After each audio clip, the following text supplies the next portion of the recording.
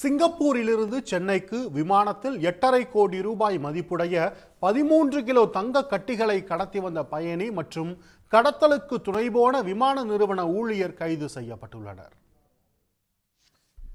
சிங்கப்பூரிலிருந்து பெரிய அளவில் சென்னைக்கு தங்கம் கடத்தி வரப்படுவதாக சென்னை விமான நிலைய சுங்கத்துறை அதிகாரிகளுக்கு தகவல் கிடைத்தது. இதனையடுத்து சுங்க அதிகாரிகளின் தனிப்படையினர் சென்னை வந்து அனைத்து விமான பயணிகளையும் தீவிரமாக கண்காணித்து வந்தனர்.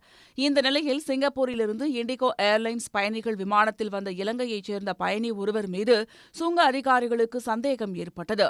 அந்த இலங்கை பயணி சிங்கப்பூரிலிருந்து சென்னை வந்துவிட்டு டிரான்சிட் பயணியாக துபாய்க்கு செல்ல இருந்தார்.